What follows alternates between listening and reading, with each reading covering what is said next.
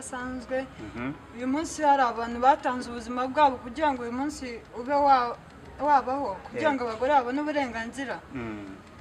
Ndabizi abantu babisoma cyane barabizi ko hari abagore bigaragambije kugira ngo babashe kuba bagera kuri uyu munsi, babashe kuba bagira uburenganzira nabo. Uburenganzira nk'ubuhe? Mbwira nk'uburenganzira abagore bavutswaga mu gihe cyahise bakaba muri iki gihe wenda bari kwinjoyinga bitewe n'imbaraga zashyizwemo wenda n'abayobozi harimo nka His Excellency Perezida wacu. Mu mahirwe ntabwo hari nahita mbigeraho byihuse gutya kuko hari byinshi umuntu aba arimo, ariko nyine ni ibintu mba nimvamo muri njye. Hari ukuntu umuntu akinye, iyo ikintu kikurimo uhita wumva hano wabigeze gutya n'ibitekerezo uba ufite. Icya mbere ni uko umuntu ikintu cyose iyo gishizeho umutima kirakunda, kandi iyo ukunda ikintu ukiyumvamo kirakunda byanga byakunda kuko bashyizemo imbaraga zawe zose. Rebeka, ni ikihe gice cyawe cy'umubiri wumva ukunda kurusha ibindi? Nta na kimwe. Bibaho se? Iyo ndi umuntu ukunda kwisuzugura mu buzima cyane, uretse ko ntabwo nakemera ko undi muntu ansuzugura. Ntabwo nakemera ko undi muntu ansuzugura, ariko njye ndisuzugura. Urisuzugura? Ubwo se nanone utisuzuguye hari uwakubaha? Ariko ntabwo nisuzuguza. Urisuzugura ariko ntiwisuzuguza? Sinisuzuguza, kandi ntabwo nakemera ko undi muntu ansuzugura. Icyo kinyarwanda kirarenze. Kirarenze, ariko buri wese aba yumvishe icyo ushatse kuvuga. Muri make nta gice cyawe cy'umubiri uvuga uti kabisa aha ngaha? Ntacyo rwose, nanjye ndireba nkavuga ati ikintu mfite ni ubuzima Imana intije, icyo kintu cy'agaciro mfite. None ko hari abakobwa se usanga biyaminiya kuri social media bashyizeho bifotoje wenda amabuno yabo ariyo bagaragaza bazi ko bafite amabuno, abandi ugasanga inseko ibiki kuko babyiyiziho. Hari n'abadatinya kwandika bakavuga bati mu by'ukuri nawe urabibona ko nseka neza, ukabona yabishyizeho utuntu nk'utwo. Ese buriya bo ntabwo baba bafite ibice byabo baba bataka kurusha ibindi? Wowe kuki ibintu nk'ibyo bitajya bikuzamo? Hari abantu bibona nyine apana ubwibone, ntabwo ari byo mvuze. Hari abantu babona ubwiza bwabo, hari n'umuntu ushobora kwireba akavuga ni mwiza, hari n'umuntu umura mu muhanda ukabibona uburyo ari kugenda ukavuga ati uriya muntu azi ko ari mwiza n'uburyo aba ari kugenda, ariko njye ntabwo ari uko. Nyine njye nkunze kuba kontrere n'abandi, ntabwo ibyo njya mbyibonaho.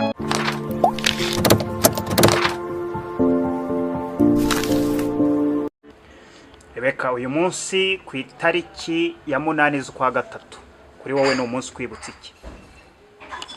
Uyu munsi ku itariki 8 ngaruka mwaka z'ukwezi kwa gatatu, kwibutsa iki? Binyibutsa ikintu abantu bose bari kwibuka kuri uyu munsi, umunsi mukuru mpuzamahanga w'abagore. Uyu ni umunsi nubaha cyane. Uyu munsi mba niriwe nishimye byatari. Waba wiriwe wishimye? Njyewe no kuri social media zanjye nkoresha, uyu munsi ndamfata umwanya wanjye nkashimira abantu bose babigizemo uruhare. Nkashimira na nyakubahwa Perezida wahaye abagore uburenganzira mu Rwanda, kuko hari ibihugu bimwe ubona batabiha agaciro, ariko hano rwose ni sawa cyane. Ibintu ni sawa. Bikunda cyane. Muri make Perezida wa Repubulika yakoze ikintu gihambaye cyane cyane. Ku bwawe uno munsi se umugore yiyumva ate muri rusange? Umugore yiyumva yishimye kandi yishimira uyu munsi kuko uyu ni umunsi udasanzwe. Uyu munsi hari abantu batanze ubuzima bwabo kugira ngo uyu munsi ube wabaho kugira ngo abagore babone uburenganzira. Ndabizi abantu babisoma cyane barabizi ko hari abagore bigaragambije kugira ngo babashe kuba bagera kuri uyu munsi, babashe kuba bagira uburenganzira nabo. Uburenganzira nk'ubuhe? Mbwira nk'uburenganzira abagore bavutswaga mu gihe cyahise bakaba muri iki gihe wenda bari kwinjoyinga bitewe n'imbaraga zashyizwemo wenda n'abayobozi harimo nka His Excellency Perezida wacu. Umugore icya mbere mbere umugore nta jambo yagiraga kera. Umugore wumvaga ari umuntu w'iyo ngiyo yo kure mu bikoni, aho n'uwo kwicara akabyara akarera abana, ariko ubu ngubu umugore arayobora. Umugore ni ba minisitiri, hari n'abagore bayobora ibihugu, urumva ni byinshi mbese umugore nta jambo yari afite. Iyo uvuga ngo umuntu nta jambo afite urumva ko ari umuntu waba aciriritse cyane. Ariko ubu ngubu umugore afite ijambo. Urubyiruko rw'abakobwa rukwiye kubiha agaciro, rukabona ko ayo mahirwe rwahawe rukwiye kuyasigasira. Hari abantu batabiha agaciro, babona ngendo n'ahantu nize numvaga ari ibintu bidasanzwe. Uwo munsi ndakeka ari njye wawumenyekanishaga, kuko abana bose basanga batari kuwibuka, ariko njye ukabona nyine abantu bakumva ko ari ukubigira intambara, ari ugushega gusa. Umuntu wese aba afite ikintu, mba mbyumva mu mutima wanjye kuko ari ibintu by'agaciro. Ugomba kubihesha agaciro, bakiyubaha kandi bakagira ibyo bageraho, bakabibyaza umusaruro, bakabasha kugera kuri byinshi. Rebeka, nk'umwana w'umukobwa, ni nk'ikihe kintu wize uvuga uti iki ndabasha rwose, iki nakwindiyaminiya pe? Njyewe ubundi mu busanzwe ndi umuntu ukunda kugerageza ibintu byose. Gusa njyewe kuririmba ndagerageza, urumva. Noneho ikintu nkunda cyane, nkunda njyewe gukina filime. Ukunda gukina filime? Nkunda gukina filime, ahari mu mahirwe ntabwo ahari nahita mbigeraho byihuse gutya, kuko hari byinshi umuntu aba arimo. Ariko nyine ni ibintu mba niyumvamo muri njye. Hari ukuntu umuntu akinye, iyo ikintu kikurimo uhita wumva hano wabigeze gutya, n'ibitekerezo uba ufite. Muri make gukina amafilime, entertainment ni ibintu wumva wiyumvamo wabasha. Entertainment mba numva ari ibintu bindimo nyine muri njyewe.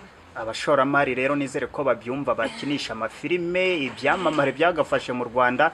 Uyu mukobwa ni umuhanga, nawe arabyivugira. Kandi burya rega impano y'umuntu mbere na mbere nyirayo aba yiyumvamo, mbere yuko abantu bamujajinga aba yiyumvamo icyo yabasha. Niba kugane rero baguha akazi, nibyo bisigaye bitunga abantu, bibeshejeho benshi. Hari abakobwa bakize, hari abagabo bakize, kandi babikuye mu gukina amafilime. Icyambere ni uko umuntu ikintu cyose iyo gishizeho umutima kirakunda, kandi iyo ukunda ikintu ukiyumvamo kirakunda byanga byakunda, kuko bashyizemo imbaraga zawe zose. Rebeka, ni ikihe gice cyawe cy'umubiri wumva ukunda kurusha ibindi? Nta na kimwe? Bibaho se? Iyo ndi umuntu ukunda kwisuzugura mu buzima cyane, uretse ko ntabwo nakemera ko undi muntu ansuzugura. Ntabwo nakemera ko undi muntu ansuzugura, ariko njye ndisuzugura. Urisuzugura? Gusa nanone utisuzuguye hari uwakubaha. Ariko ntabwo nisuzuguza. Urisuzugura ariko ntiwisuzuguza? Nisuzuguza, kandi ntabwo nakemera ko undi muntu ansuzugura. Icyo Kinyarwanda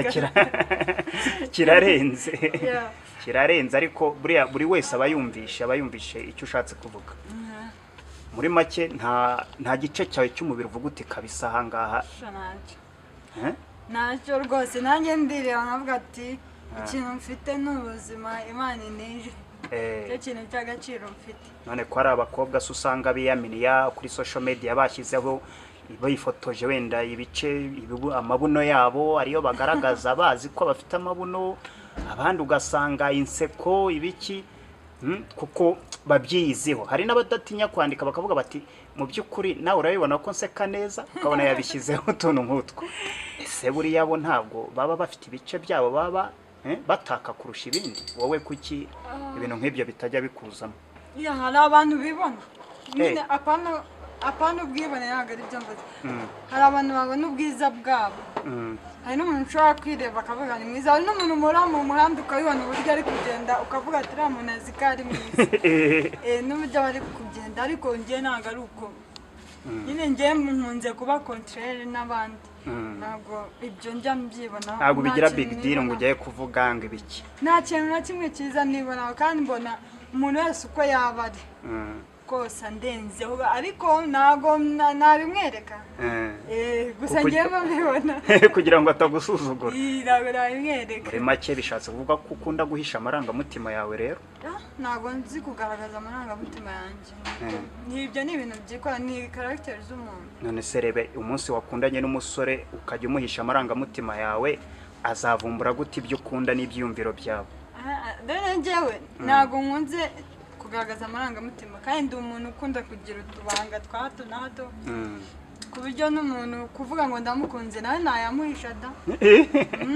uko se byava ntabwo nakubwira buri kimwe cyose kuri njye nubwo twaba dukundana ibase kuko ndabizi ansejami ejo ntabwo nzi ngo hazaba hari iki muri make uvuga uziga niko abanyarwanda bavuga mubwira ibyo nshaka kubona ndabikwereka n'ibyo nshaka kumenya ndabikubwira ariko ibyo nashaka hoya ko ari umusore uzimuza akaba yakubaza n'umuntu mwaganiriye mu myaka 10 ishize mu gihe mbishaka numva ari ngombwa ndabimubwira mu gihe ntabishaka rero ntabyo namubwira